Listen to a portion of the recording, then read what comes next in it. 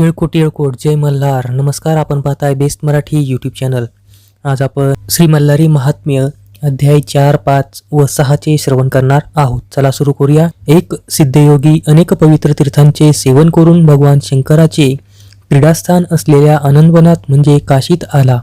तेथे काही दिवस वास्तव्य केल्यावर व तेथील सर्व तीर्थात स्नान केल्यावर त्याला कैलासाला जाण्याची इच्छा झाली. मग तो सर्वसंग परित्याग करून केदाराच्या रोखाने निघाला. त्याने रेतकुंडात स्नान केले. त्या कुंडात त्रिकाल स्नान केले असता थंडी बाधत नाही. त्याने पुजाऱ्याला महापंथाचा मार्ग विचारला. पुजारी म्हणाला, महापंथाचा मार्ग मोठा कठीण आहे. ज्याची प्राणत्याग करण्याची तयारी असेल त्यानेच हा मार्ग विचारावा. ज्याला या मार्गी जायचे असेल त्याने प्रथम येथील राजाला विचारावे. त्याने परवानगी दिली तरच या मार्गाने जाता येते. पुजाऱ्याने असे सांगितले असता त्या सिद्धाने तेथील राजाला भेटून मला कैलासपुरीला जाण्याची परवानगी द्या अशी राजाला प्रार्थना केली. राजा म्हणाला, तुझ्या मनात जी इच्छा असेल ती सांग, मी ती तुला लगेच देईन. परंतु हा मार्ग मोठा कठीण आहे. थंडीमुळे तुझे प्राण जातील. नको ती इच्छा करशील तर तुझे प्राण जातील. मी तुला परवानगी देऊ शकत नाही. राजाच्या उत्तराने तो सिद्ध निराश झाला. तो म्हणाला, मला कैलास भुवन पाहायचे आहे. कृपा करून जाण्याची परवानगी द्यावी. राजाने त्याची तीव्र इच्छा पाहून परवानगी दिली. राजाने अनुमती देताच सिद्धांनी सर्वसंग परित्याग केला. दिगंबर दीक्षा घेतली. मग सर्व लोकांनी सिद्धाचा सन्मान करून त्याला जाण्याचा मार्ग दाखविला. अघोर मंत्राचा जप करीत सिद्ध मार्गक्रमण करू लागला. वाटेत त्याला गणेश मंदिर लागले. ते पाहून सिद्धांना आनंद झाला. त्याने गणपतीला मनोभावे नमस्कार केला व गणेशाचे स्तवन केले. हे विघ्ननाशक, तुझा जय जयकार असो. हे भवमोचका, कृपा करून मला कैलास भवनाला घेऊन चल. असे गणपतीचे स्तवन करून ते सिद्धयोगी कैलास मार्गाने जाऊ लागले. त्याला समोर अत्यंत धवल असे बर्फाचे पर्वत दिसू लागले. तेथे एकही झाड झुडूप नव्हते. जीव घेणारी भयंकर थंडी होती. तेथे मार्ग दाखवणारा कोणी नव्हता. सगळीकडे बर्फच बर्फ होते. सिद्धयोगी अघोर मंत्राचा जप करीत होते. त्या अघोर मंत्रानेचे सामर्थ्य असे होते की जप करताना मार्ग आपोआप सुचत होता. पाऊल पाऊल मार्ग जात असता पुण्याची वृद्धी होत होती. शरीर दगडासारखे कठीण होत होते. तो सिद्ध अघोर मंत्राचा जप करीत रात्रंदिवस मार्ग क्रमित होता. त्याला दिवस रात्र कशाचीच भान नव्हते. बर्फाचे डोंगर ओलांडताना त्याला कसलाही त्रास होत नव्हता. तो दमत नव्हता. तो आनंदाने म्हणाला, धन्य माझे भाग्य. त्याला तहानभूक, थंडी, वारा कसलीही जाणीव होत नव्हती. मंत्राच्या सामर्थ्याने सर्व संकटे नष्ट होत होती. काही काळाने बर्फाचे पर्वत संपले. सपाट भूमी दिसू लागली. घनदाट वृक्ष दिसू लागले. त्या झाडीत वाघ, सिंहादी प्राणी फिरत होते. काही प्राणी भीती दाखवित होते, परंतु अघोर मंत्राच्या सामर्थ्याने पळून जात होते. सिद्ध तसाच पुढे निघाला. वाटेत मोठमोठे असंख्य विंचू होते, पण ते सिद्धला पाहून पळून जात होते. महाभयंकर सर्प सगळीकडे फिरत होते, पण सिद्धला पाहून ते सर्व विष ओकून टाकीत होते. ते विष इतके भयंकर होते की त्याने मोठमोठे वृक्ष जळून जात होते. अशी अनेक संकटे येत होती, पण मंत्र सामर्थ्याने ती नाहीशी होत होती. तो सिद्ध शंकराचे मनात ध्यान करीत आनंदाने वाटचाल करीत होता. काही अंतर गेल्यावर त्याला अर्धचंद्र शिळा दिसली. ती पाहून आनंदित झालेल्या सिद्धाने साष्टांग नमस्कार केला.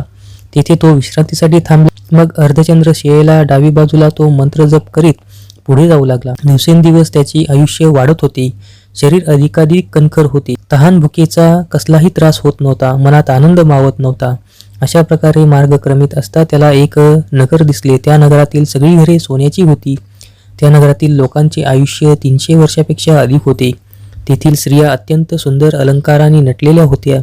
तो सिद्ध त्या नगराजवळ येताच तेथील लोकांनी धावत येऊन सिद्धांना मोठा सन्मान केला. त्या लोकांनी त्यांच्या राजाला सिद्धाची सगळी माहिती सांगताच राजाही धावत येऊन योग्याचे उत्तम स्वागत केले व तेथेच सुखाने राहा अशी त्याला विनंती केली. सिद्ध म्हणाले, देवादिकांनाही दुर्लभ असे कैलासपूर मला पाहायचे आहे. राजा म्हणाला, येथे सर्व सुखसमाधानांची रेलचेल आहे. येथील स्त्रिया अतिशय सुंदर आहेत. राजाने असे सांगितले असता तो सिद्ध सर्व सुखांविषयी अगदी विरक्त होता. तो राजाला पुन्हा पुन्हा विनवित होता, मला कैलासाचा मार्ग दाखवा. सिद्धांचा निग्रह पाहून राजाने त्याला कैलासाचा मार्ग दाखविला. सिद्ध त्या मार्गाने जात असता त्याला एकापेक्षा एक अनंत सुंदर नगरे लागली. त्या नगरातील वृक्षपाषाण मनुष्यासारखे बोलत होते. ते पाहून सिद्धांना मोठे आश्चर्य वाटले. ते वृक्षपाषाण वाटसरूंशी मनुष्याप्रमाणेच बोलत होते. सिद्ध पुढे निघाले तेव्हा काही नगरवासी लोक आडवे आले. त्यांनी सिद्धांचा सन्मान करून त्यांना नगरात नेले. त्याला उच्चासनावर बसून अनेक सुखभोग दाखविले. ते त्याला म्हणाले, तुम्ही येथे अगदी सुखात राहा. येथे 1000 वर्षे राहून नंतर कैलासला जा. सिद्ध म्हणाले, मला कैलास भुवने पाहायचे आहे. कृपा करून मला मार्ग दाखवा. सिद्धाचे वैराग्य पाहून लोकांनी त्यांना कैलासाचा मार्ग दाखविला. सिद्ध पुढे जाऊ लागले. त्याला समोर चंद्रपर्वत दिसले. ते पर्वत अत्यंत विशाल होता. त्यांची शिखरे गगनचुंबी होती. ते पर्वत पाहून सिद्ध निराश झाले.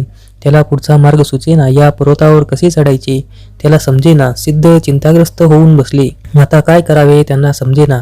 तो अघोर मंत्राचा जप करीत राहिले. अचानक वृद्ध ब्राह्मणाच्या रूपात इंद्र त्यांच्याजवळ आले. त्याने सिद्धांची सगळी चौकशी केली. मानव देहाधारी तू कोण? कोणत्या कार्यासाठी आला आहेस? हे ब्राह्मण श्रेष्ठा, मला कैलास भुवनाला जायचे आहे. मला भगवान शूलपाणी शंकराचे दर्शन घ्यायचे आहे. तो कैलास येथून किती दूर आहे मला काहीच समजत नाही. कृपा करून मला कैलासपूर दाखवा. इंद्राला सिद्धाची दया आली. इंद्र प्रकट होऊन म्हणाला, माझ्या कृपेने तुला कैलास रूप पाहता येईल. असे बोलून इंद्राने त्या सिद्धाला दिव्य दृष्टी दिली. इंद्र अदृश्य झाला. सिद्ध शिवमंत्राचा जप करीत पर्वताच्या शिखरावर गेला. त्याला सभोवती अत्यंत शुभ्र असे अनेक आकाराचे पर्वत दिसू लागले. सिद्धाला अतिशय आनंद झाला. तो शिवमंत्राचा जप करीत व शंकराचा जय जयकार करीत पर्वतावरून खाली उतरला. पुढे त्याला एक नदी दिसली. नदी समुद्रासारखी दिसत होती. आता नदी पार कशी करायची असा तो विचार करीत होता. त्याचवेळी एक कोळी नाव घेऊन आला व सिद्धाला म्हणाला, नावेत बसा, मी आपणास पैलतीराला नेतो. सिद्ध म्हणाला, मी मृत्यूलोकाचा आहे. येथपर्यंत मी पायी चालत आलो आहे. असे बोलून तो अघोर मंत्राचा जप करीत नदीच्या पाण्यातून जाऊ लागला. तो पैलतीराला गेला. मृत्यूलोकातील त्या सिद्धाला पाहून तेथे असलेल्या देवांना मोठे आश्चर्य वाटले. त्यांनी सिद्धांची विचारपूस केली असता त्याने सर्व हकीकत सांगितली व मला कैलासला जायचे आहे. मला कृपा करून मार्ग दाखवा अशी देवांना विनंती केली. देवांनी दाखविलेल्या मार्गाने जाऊ लागला असता मार्गात अनेक आश्चर्यकारक गोष्टी दिसल्या. पुढे त्याला सुवर्णचल दिसला. त्या पर्वतावर चढावयाचा मार्ग अतिशय सुंदर होता. तो रत्नपाषाणांनी बांधलेला होता. ठिकठिकाणी देवांची नगरे होती. गंधर्व, किन्नर, गुह्यक्य, मुरुदगण, अप्सरा, ऋषी इत्यादींची नगरे वेगवेगळी होती. 33 कोटी देवांची वेगवेगळी घरे होती. 13,000 योजनांचा वैकुंठाचल होता. वैकुंठाचल पर्वतापासून 17,000 योजनांवर कैलास पर्वत होता. सत्यलोकाचल पर्वतावर ब्रह्मपुरी होती. वैकुंठाचलावर विष्णुपुरी आणि कैलास पर्वतावर शिवपुरी होती. तिला भोगवती असे म्हणतात. सिद्ध कैलास पर्वतावर जवळ आले. त्याचवेळी एक दिव्य विमान तेथे उतरले. विमानात बसा, तुम्हाला शिवसभेत नेण्यासाठी आलो आहे असे सांगितले असता मी पायी चालत आलो आहे असे सिद्धाने सांगताच रुद्रगणांना अतिशय आनंद झाला. रुद्रगणांनी विचार केला, ह्याने फार कष्ट घेतले आहेत. आता त्याच्यावर कृपा करावयाच हवी.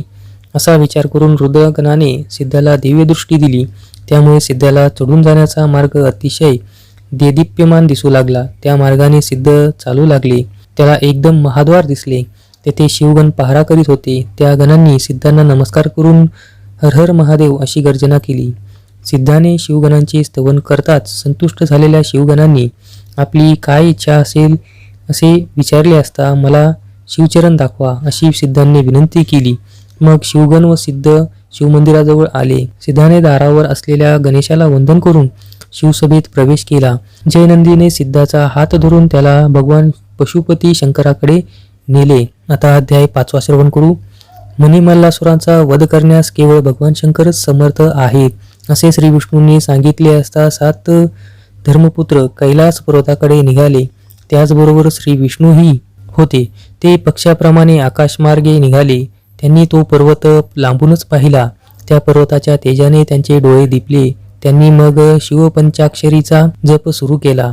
त्यामुळे त्यांना दिव्यदृष्टी प्राप्त झाली. त्यांना तो पर्वत अगदी स्पष्ट दिसू लागला. तेथे सगळीकडे चंद्रकांत प्रकाशन होते.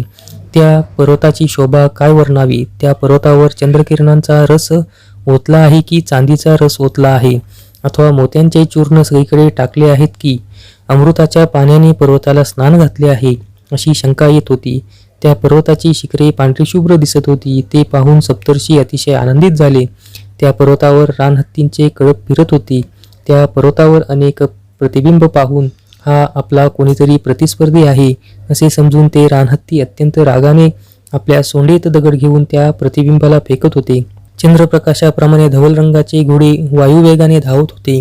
रानहत्तींनी अंक खाजविण्यासाठी देवदार वृक्षांना टकरा मारल्यामुळे त्या वृक्षांच्या गळणाऱ्या चिकाचा सुगंध सगळीकडे पसरला होता. त्या पर्वतावर अनेक कल्पवृक्ष कल्पलता होत्या. त्यांच्या बुंध्याशी अमृताची कुंडे होती. ठिकठिकाणी पारिजातक फुलांचे सडे पसरले होते. त्या फुलांच्या मंदमधुर सुवासाने आसमंत भरून गेला होता.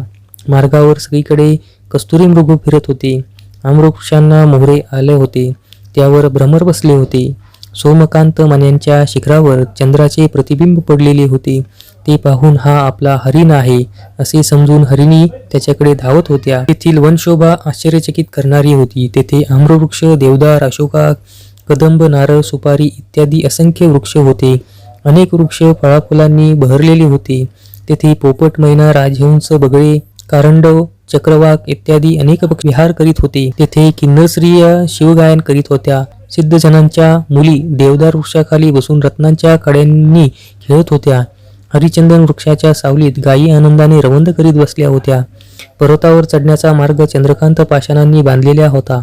त्या मार्गावर कस्तुरी मृग, मृगी इकडे तिकडे फिरत होत्या. त्या पर्वतावर अनेक गुहा होत्या. त्या अंधाराने भरलेल्या होत्या. त्या गुहात अनेक शिवोपासक समाधी लावून बसलेले होते. ते लिंगरूपी शंकर वाटत होते. असा तो पर्वत.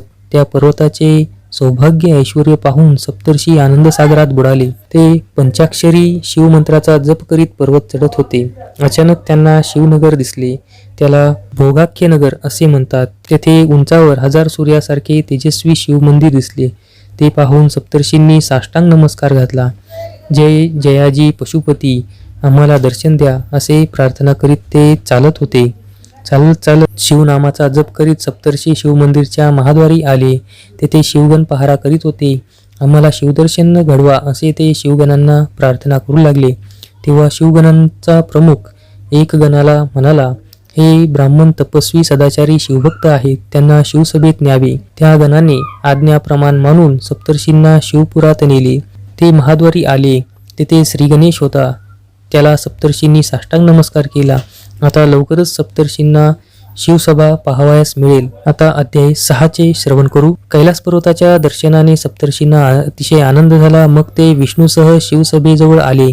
ती सभा स्वतः विश्वकर्म्याने निर्माण केली होती. ती सभा रत्नशिळेवर उभारलेली होती. तिची एक बाजू सोमकांत पाषाणाने बांधली होती. त्यावरील सिंहाच्या प्रतिकृती शोभून दिसत होत्या. दुसरी बाजू पद्मराग रत्नांनी बांधलेली होती. तिसरी बाजू पुष्कराज मण्यांनी होती. तिच्यावर झुंजणाऱ्या हत्तीचे चित्र होते. चौथी बाजू नीलमण्यांनी बांधलेली होती. त्या रत्नांचे तेज आकाशाला भिडणारे होते. पाचवी बाजू पोवळ्यांनी तयार केलेली होती. त्यावर मत्त हत्तींचे चित्र होते. ठिकठिकाणी रत्ने बसविलेली होती. सहावी बाजू पांचूची होती व त्यावर सुवर्णकमळे रेखाटलेली होती. सातवी बाजू विजेप्रमाणे झळकणाऱ्या हिऱ्यांनी बांधलेली होती. अशा प्रकारे सोमकांत पाषाणांनी बांधलेली व सुवर्णाने मढलेली ती शिवसभा अत्यंत तेजस्वी दिसत होती. त्या सभेच्या भिंती मोत्यासारख्या स्वच्छ, अमृतासारख्या धवल आणि स्फटिकासारख्या तेजोमय दिसत होत्या. त्या सभेच्या पायवाटा रत्नखचित होत्या. त्यांचे तेज आकाशाला भिडणारे होते. त्या सभेचे खांबही इंद्रनील रत्नांचे होते. त्या खांबाचे तळखडे सूर्यकांत मण्यांचे होते. तेथील चौक पुष्कराज रत्नांनी बनलेले होते. काडीपाटा पद्मराग रत्नांनी भरलेले होते. तेथे इंद्रनीलचे झोपाळे होते. त्यांना मोत्यांचे घोस लावलेले होते. सभेत सुवर्णांचे दीप होते. त्या शिवसभेवर ध्वजपताका सूर्यतेजाप्रमाणे झळकत होत्या. अशा त्या दिव्य वैभवसंपन्न शिवसभेचे अष्टलोकपाल सेवाकार्यात घडून गेले होते. अति लावण्यरूप धारण केलेल्या अष्टसिद्धी हातात चामरे घेऊन सर्व काळ उभ्या असत. त्याचप्रमाणे मरुदगण, अष्टवसू, एकादश रुद्रसभेत घडून गेले होते. शिवमस्तकावर शोभणारा अमृतासारखा चंद्र सगळ्या जगाला प्रकाश देत होता. एकाक्ष कुबेर हात जोडून सदाशिवांचे स्तवन करीत होता. तिलोत्तमा, मेनका, रंभा, मंजुघोषा, सुकेशा इत्यादी देवगणांना आपल्या नृत्यगायनाने भगवान शंकराचे मनोजन करीत होत्या. नारदादी ऋषीमुनी, यक्ष, किन्नर अनन्य भावाने शंकराला संतुष्ट करीत होते. इंद्र पूर्वेकडे हात जोडून उभा होता. अग्नेय दिशेला अग्नी आपले दाहकत्व सोडून आपल्या दिशेचे रक्षण करीत होता. दक्षिण दिशेचे रक्षण करणारा यम हातात दंड न घेता अनन्य भावाने शंकराचे स्तवन करीत होता. नैऋत्य दिशेचे स्वामी नैऋत्ती शिवसेवा करीत होता. पश्चिम दिशेचा स्वामी वरुण सडासमार्जन करीत होता. कुबेर आपल्या सर्व निधीसह शिवाच्या सेवेत तत्पर होता. अत्यंत प्रखर किरण असलेला सूर्य शांतरूप धारण करून त्या शिवाची सेवा करीत होता. शंकराच्या जवळ असलेला ब्रह्मदेव वेदध्यानाने शंकरांना संतुष्ट करीत होता. स्वतः विष्णू सामदेवाने सदाशिवाचे स्तवन करीत होते. उजवीकडे गजानन हाती चामर घेऊन उभा होते. डावीकडे षडानन मयूर पिसांचा पंखा घेऊन शंकराची सेवा करीत होते. सगळे देव हातात हात जोडून शिवस्तवन करण्यास तत्पर होते. अष्टदिशांचे अष्टभैरव सर्व दिशांचे रक्षण करीत होते.